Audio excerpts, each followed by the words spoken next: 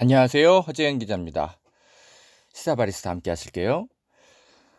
어, 박원순 우리 서울시장이 좀 안타깝게 그렇게 좀 변을 당하시고, 그래서 우리가 참 마음이 헛헛하고 그럽니다. 그죠? 네. 그나마 뭐 박원순 시장이 지키려고 했던 그 그린벨트, 우리 문재인 대통령이 이거는 후손들을 위해서 지켜나가는 걸로 하자 이렇게 정리를 해서 다행인데 어떡하겠습니까? 우리가 뭐 박원순 시장님의 그 유지 이어받아서 사람이 주인 된 세상 그렇게 이어가야죠. 제가 왜 이 말씀 드리냐면 조금 헛헛한 마음을 좀 달래줄 만한 소식이 경기도청에서 좀 들려와 가지고요. 전해드립니다. 이재명 경기도지사가 놀라운 약간 그러나 너무 당연한 사실 행정인데 발표를 했어요. 뭐냐면 경기도가 내년부터 그 비정규직 그 부문 있잖아요. 그러니까 공공부문에서 일하는 비정규직에게 정규직보다 더 많은 보수를 지급하기로 했다고 그렇게 밝혔습니다. 그러니까 비정규직은 무슨 뭐 정규직보다 일을 못 해가지고 그렇게 비정규직을 두는 게 아니잖아요. 우리가 다 좀 뭔가 좀 편견을 갖고 잘못 이해하고 있는데 어떤 업무 체계에 따라서 굳이 정규직까지 둘 필요가 없는 부분에 한해서 그렇게 해서 비정규직을 두는 겁니다. 공공부문에서 이제 최소화해서 이제 그렇게 두는 건데 우리가 다 잘못 이해하고 있잖아요. 마치 정규직보다 뭔가 노동 기여도가 적어가지고 비정규직을 두는 것처럼 다들 그렇게 착각하는데 사실 해외에서는 우리나라처럼 그렇게 비정규직을 유지하지 않습니다. 같은 일을 한다면 뭔가 좀 그 고용이 불안정한 노동자에게 좀 더 사회적으로 더 많은 임금을 주는 것이 차별을 막는 길이다. 이렇게 이재명 지사가 밝혔는데요. 해외의 사례들을 조금 이제 그 살펴보면 실제로 프랑스 같은 경우는 불안정 고용 보상수당 뭐 이런 게 있다고 해요. 그래서 월급의 이제 한 최소 5%에서 10%를 정규직보다 좀 더 받는 어떤 그런 시스템이 있다고 하네요. 호주 같은 경우는 그거보다 더 많이 줘서 한 15%에서 30% 정도 정규직보다 추가 임금을 지급하기로 지급을 한다고 합니다. 그리고 뭐랄까 근무 기간이 짧을수록 보상 지급률도 더 커지고요. 그래서 경기도 같은 경우가 지금 공공부문에 비정규직이 한 2,094명 정도가 있나 봐요. 경기도 소속으로. 그래서 이재명 지사가 이제 밝히기를 2개월 이하 단기 근무 같은 경우는 한 33만 원 정도 월급을 더 주고 그래봤자 2개월이에요. 그리고 한 6개월 정도 단기직 같은 경우는 한 100여만 원 정도 98만 8천 원 급여를 더 주는 걸로 그리고 12개월 단기 근무 계약직 근로자에게는 129만 1천 원을 정규직보다 더 주는 것으로 그렇게 했다고 하네요. 이러면 너무 예산 많이 드는 거 아니야? 뭐 이렇게 또 뭐 그렇게 생각이 들 수 있는데 그래 봤자 소요 예산 다 합쳐봤자 24억 원 정도 들 것으로 이제 파악이 돼서 경기도가 이런 지침을 갖고 내년부터 시행한다고 하네요. 경기도청이 이제 다른 지자체에서 실험하지 않았던 어떤 새로운 그런 실험을 하면서 비정규직 노동에 대한 어떤 사회 인식 개선 이런 것들을 좀 앞장서는 것 같네요. 예전에 박원순 시장도 10여 년 전에 그 보궐선거로 서울시장 되자마자 바로 진행했던 게 이 공공부문 비정규직의 정규직화였었는데 그때 기억이 떠오르네요. 이렇게 민주당 바깥에서 당 바깥에서 정말 사람이 주인 되는 민주행정을 이끌고 있는 네, 이런 도지사들, 네, 지자체장들의 소식이 있어서 그나마 좀 같이 또 위로를 받습니다. 이재명 도지사가 참 상상력이 풍부하고, 그리고 또 하나 장점이 뭐 하나 이렇게 생각해낸 아이디어가 있으면 추진력이 굉장히 전광석화 같잖아요. 그런 면에서는 정말 사이다 같은 네, 그런 느낌을 많이 줍니다. 민주당에 이낙연 우리 전 총리도 있고 참 여러 인재들이 많아서 그나마 우리 박원순 시장 이렇게 돼서 마음이 좀 쓸쓸하지만 위로를 받는 것 같습니다. 자, 시사바리스타 오늘은 이동재 한동훈 녹취록을 조금 타임라인 때에 좀 살펴보면서 좀 다시 한번 좀 분석해 드리는 시간을 좀 더 집중해서 가지려고 해요. 제가 녹취록을 좀 읽어 드리면서 여러 가지 전후 맥락 설명은 해 드렸는데, 이게 타임라인별로 이동재와 한동훈이 며칠 날 어떻게 만나서 어떤 대화를 하고 또 통화를 하고 이런 것들을 타임라인별로 정리를 해보면 이들과의 공모 관계가 훨씬 더 뚜렷하게 느껴지게 됩니다. 그렇게 제가 좀 여러분께 설명을 좀 드릴게요. 자, 잠시 커피물 좀 내리고 다시 오겠습니다. 여러분, 시사 커피 함께 하십시오.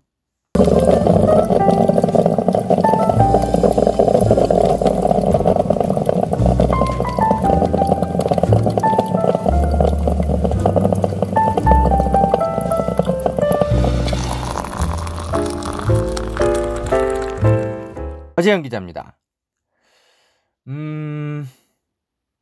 진중권 씨가 한동훈 녹음 테이프 들어보니까 중앙지검이 거짓말했네.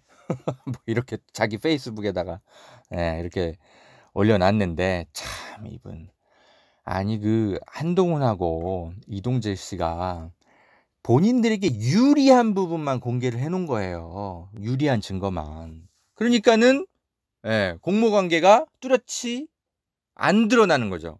그것만 보고 진중권 씨는 또 그렇게 설레발치면서 얘기를 하고 있어요. 이분은 정말 왜 이렇게 감이 떨어지셨죠? 언제부터 이렇게 됐습니까? 그런데 또 언론들은 막 엄청나게 받았어요. 진중권의 지금 이 페이스북 글을 머니투데이의 구단비 기자가 7월 23일 날 옮겨 적었는데, 와, 댓글이 무려 1만여 개가 달렸습니다. 엄청나게 보는 거죠. 한 100만 조회수 되는 겁니까, 이러면? 아이고, 참. 자, 과연 이동재, 한동훈 공모관계가 없었을까요? 타임라인 때별로 살펴보겠습니다. 자, 여러분,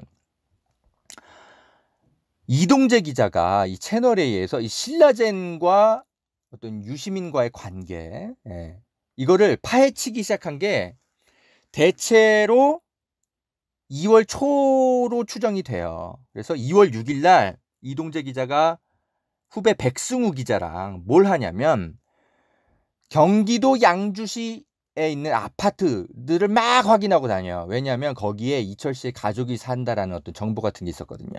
그런데 못 만나요. 못 만나고 막 허탕만 쳐요. 그러고 나서 4일 뒤에 이동재는 좀 바쁘니까 백승우 기자 혼자서 월요일 날인데 한 차례 더 양주시를 다녀가요. 그런데도 못 만납니다. 그런데도 못 만나고, 그러고 나서 2월 12일 날 이동재 기자가 권순정 대검찰청 대변인을 찾아가요. 그래서 본인이 유시민을 수사하고 처벌받도록 하는 게 이제 그 취재 목표인데, 이렇게 얘기하면서 막 그 조언을 구했다라는 MBC 보도가 있습니다. 그래요. 2월 12일 날 그렇게 했다라는 거예요.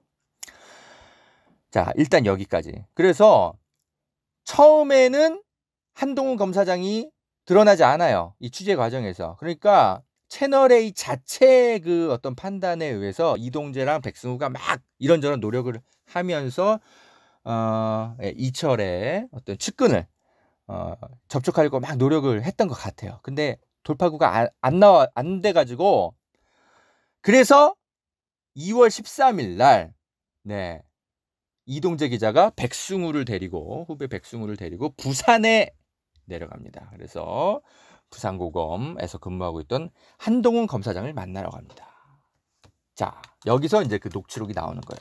근데 여러분, 제가 지난 방송에서도 설명드렸듯이 서울중앙지검을 출입하는 기자가 부산에 내려간다는 건 대단히 이례적인 겁니다. 그러면 이거를 누군가가 주선을 해줬다는 거예요. 예, 한동훈 검사한테 우리 후배 기자들 내려가니까 만나주세요 하고. 이걸 누가 하겠습니까? 당연히 법조팀장급이거나 사회부장이 하거나, 예, 그 선에서 하는 거죠. 뭔가 자체적으로 채널A에서 회의를 한 겁니다. 백승우하고, 예, 이렇게 막 그 이동재가 2월 초에 양주시 막 곳곳을 쑤시고 다니는데 이철적으로 접촉을 못한다. 그러니까 다른 돌파구가 필요한데 뭐가 좋을까? 아이디어를 회의를 해가지고, 그러면 우리 인맥 중에 한동훈 검사가 있으니까 이 사람이 신라젠 수사팀하고 뭔가 남부지검에 뭔가 선이 있을 수 있으니까, 한동훈 검사를 한번 우리가 이 취재에 한번 이렇게 그 개입시켜보자, 설득해보자, 뭔가 그런 아이디어를 냈을 수 있어요. 그래서 법조팀장이 직접 가긴 좀 그러니까 한동훈 검사한테 우리 후배들 좀 만나주세요 하고 이동재하고 백승우를 보냈을 가능성이 매우 크죠. 그리고 실제로 그 녹취록을 들어보면 이동재랑 백승우랑 한동훈이랑 되게 좀 대면대면하게 대화를 해요. 별로 그렇게 친한 느낌이 아니란 말입니다. 예. 저도 친한 판사들 만나고 친한 검사들 만나고 그러면 어제영 기자 뭐 요즘 페이스북에 뭐 맨날 몸 사진 올리고 그래? 운동 열심히 하나 봐. 뭐 이런 게 친한 어떤 게 그 안부를 물으면서 측근들끼리 쓰는 농담도 좀 하고 뭐 이러면서 대화를 하잖아요. 예? 그런데 굉장히 대면하게 대화를 한단 말이죠. 그러니까 이거는, 이동재와 한동훈이 별로 친하지 않은 상태에서 채널의 윗선이 주선해가지고 내려갔다는 거를, 그런 정황을 보여주는 그런 대화의 뉘앙스죠. 지난번에 설명 다 드렸어요. 자, 2월 13일 날. 그래서, 녹취록에 나온 대로 이제 막 대화를 하죠. 이거는 이제 많이 제가 설명을 드렸어요. 여기서는 막 유시민 얘기를 막 이동재가 막 하는데, 그래요. 한동훈 검사가 그때는 나 유시민 씨가 뭐 어디서 뭘 했는지 난 전혀 모르고 뭐 그 사람 뭐 정치인도 아닌데 관심 없어. 미천 드러난 지 오래됐잖아. 어쩌고저쩌고 이렇게 얘기를 하죠. 그러니까 이동재가 뭐 저희는 뭐 그냥 가족부터 좀 가족부터 좀 찾으려고 하고 있습니다. 뭐 어쩌고저쩌고 하니까 뭐 그렇게 하다가 뭐 한 건 걸리면 되는 거지. 뭐 이런 식으로 그 문제 발언을 이제 한동훈이 합니다. 근데 이 2월 13일에 이 대화만 놓고 보면 그래요. 한동훈과 이동재가 뭔가 그 공모 관계 이런 게 막 입증이 뚜렷하게 되진 않아요. 그래서 이동재 기자가 이때까지의 녹취록은 자신 있게 대중에게 공개를 하는 것 같아요. 공모 관계가 오히려 뭔가 좀 불투명해지는 어떤 증거로서 보인다고 여론 플레이 하기가 좋은 거죠. 그래서 진중권 교수 같은 사람이 딱 낚여가지고 녹취록 들어봤더니 둘이 공모 아니네. 글 쓰게 만들고, 머니투데이가 기사 쓰게 만들고 이런 걸 노렸던 거죠. 자, 그래서 이 2월 13일 날 녹취록만 보면 안 되기 때문에 사건의 얼궤 전체를 다 봐야 되기 때문에 제가 지금 타임라인별로 다시 정리를 해드리는 겁니다. 자, 2월 13일 날은 뭐랄까 운을 떠보러 간 걸 수 있어요. 이동재 기자가 한동훈 검사한테 우리 이런 거 취재하고 있는데 이 사람이 관심을 보이나 안 보이나. 그래서 우리가 좀 은밀하게 이런저런 부탁을 하면 들어줄까 안 들어줄까 이런 거 탐색하러 간 자리일 가능성이 매우 커요. 그래서 백승우를 데리고 가가지고 일부러 백승우한테 녹음시키게 하고 이동재가 막 대화를 이끌고 그렇게 전략을 짜서 갔던 게 아닌가 싶단 말입니다.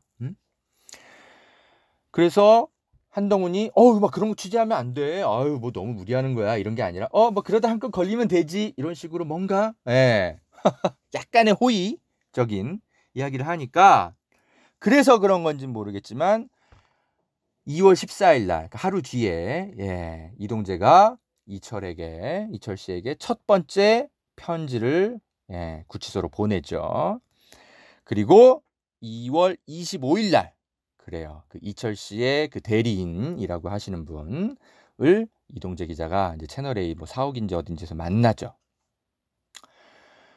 자, 그러고 나서 이제 3월 달로 넘어갑니다. 3월 10일까지 이동재 기자는 이철 씨 쪽에 이제 그 계속 5번째 정도의 편지를 막 발송을 하고, 그리고 이제 그 이동재가 무슨 통화를 했는지 모르지만 한동훈하고 카카오톡 보이스톡으로 통화를 해요. 일반 통화는 안 남겨.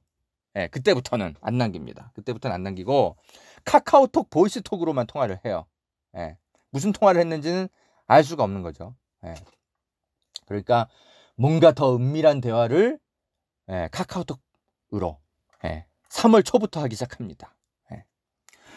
자, 이 3월 10일이란 날짜가 또 왜 중요하냐면 이 카카오톡 보이스톡으로 한동훈 검사랑 통화를 한 다음에 이 통화한 기록은 채널A 진상보고서에 나와요. 근데 통화 기록만 나오지 무슨 통화의 내용인지는 몰라요.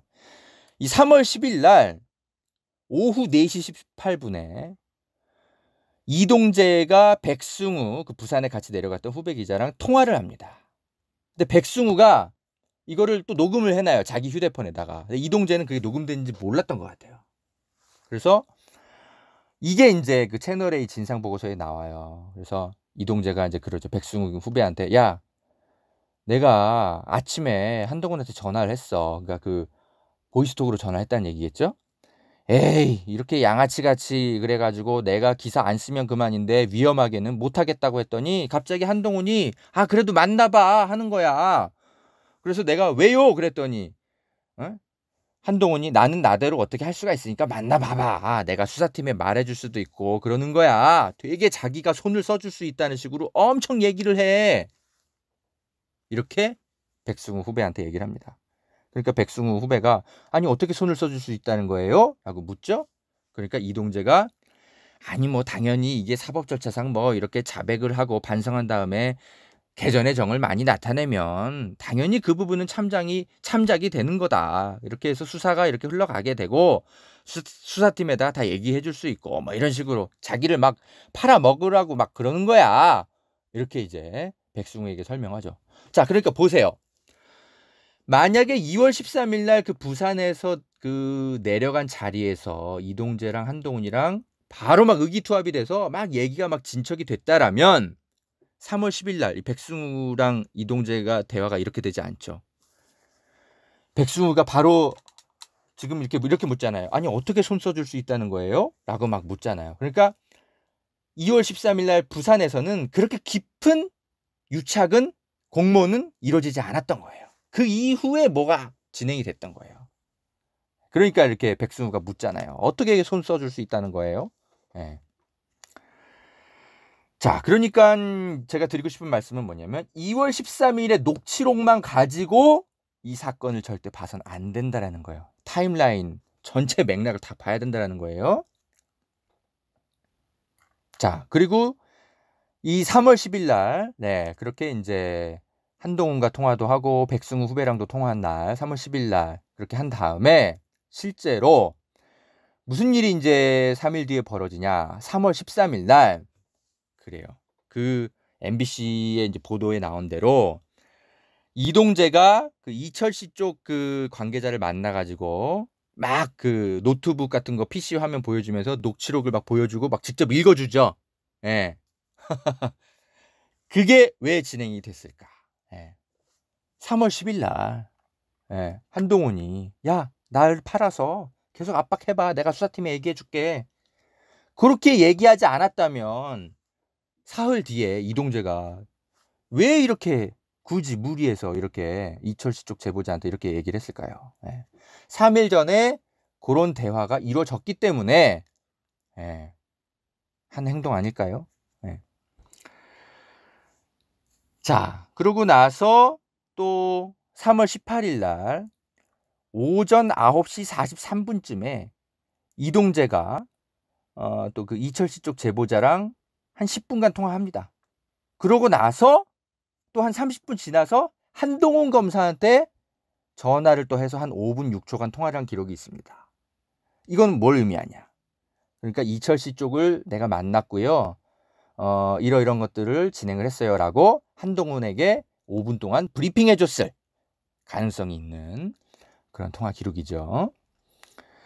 자, 타임라인은 계속됩니다. 3월 18일 이후 이틀 뒤 3월 20일 금요일입니다. 이때 이동재 기자가 한동훈 검사랑 또 통화를 합니다. 통화를 해가지고 막 뭔가 대화를 막 진행을 해요. 대화를 했는데 이때 한동훈 검사랑 통화를 하고 나서 뭔진 모르겠지만 한 3분 뒤에 또 이철 씨 쪽 제보자에게 막 문자 메시지 또 막 보내요.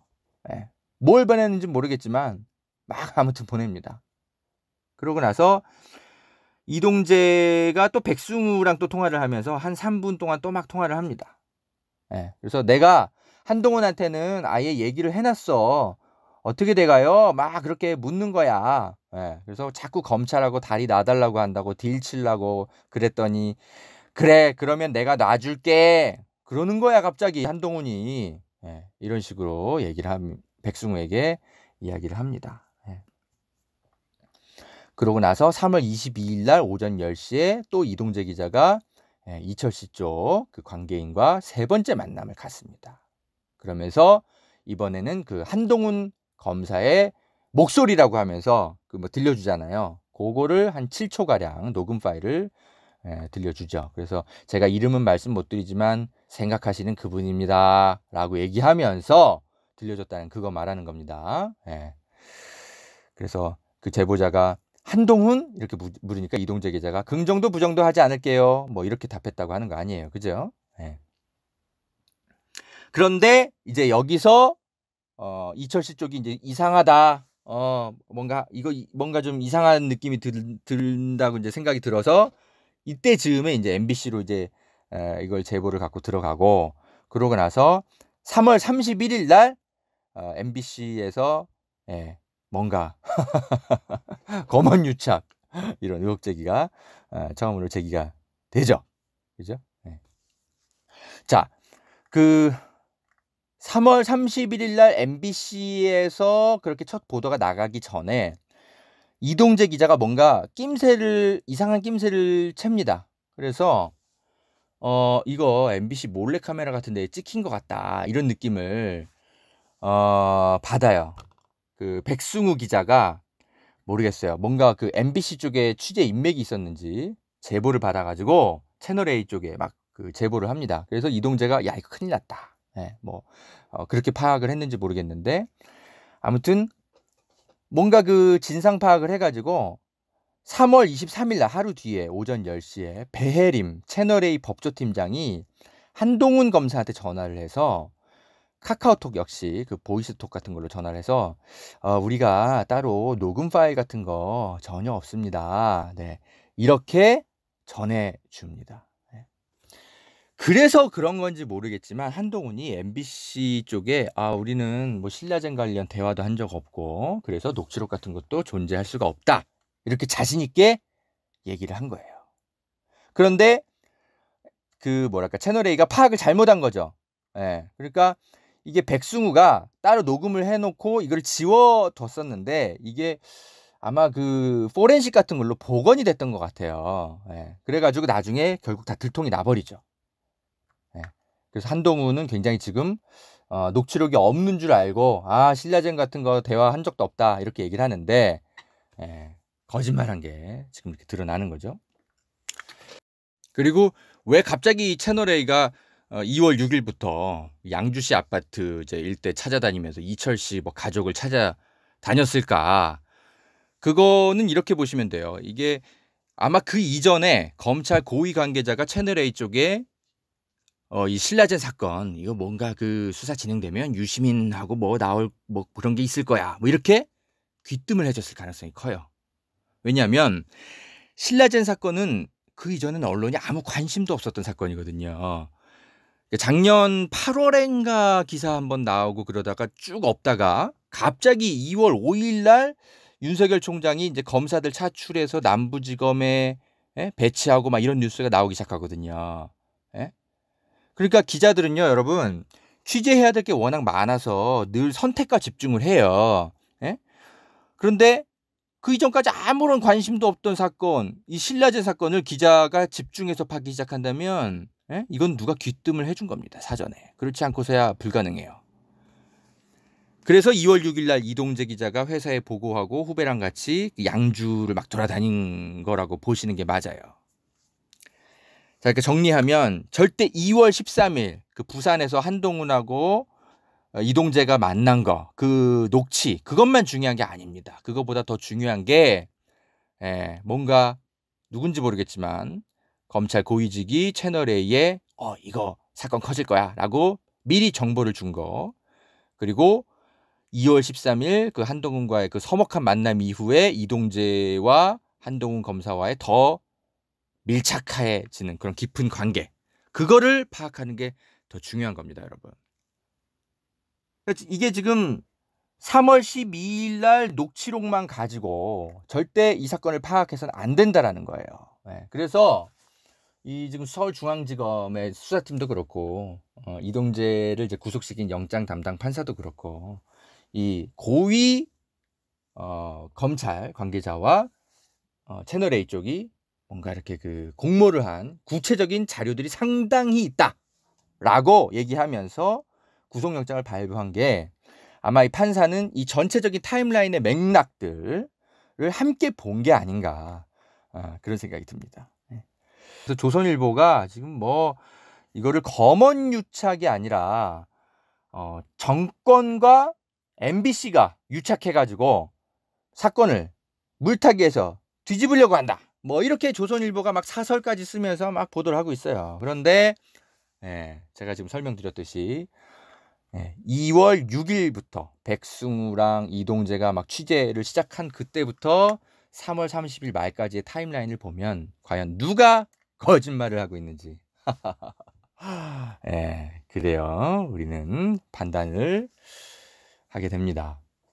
자, 물론 이 윗선 개입 여부라든지 뭐 이런 것들 좀 더 확인이 돼야 됩니다. 지금은 그냥 추정일 뿐이에요. 그래서 검찰이 지금 배혜림 채널A 법조팀장이랑 홍성규 사회부장 지금 휴대전화 압수해가지고 지금 뭐 분석을 좀 하고 있을 텐데 이런 것들이 증거로 좀 더 확인이 돼야 됩니다.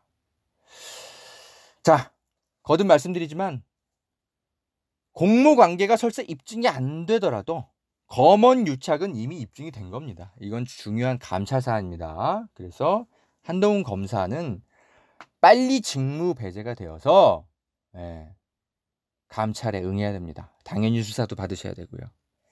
과연 이게 한동훈 검사만의 혼자서 벌인 일일까요?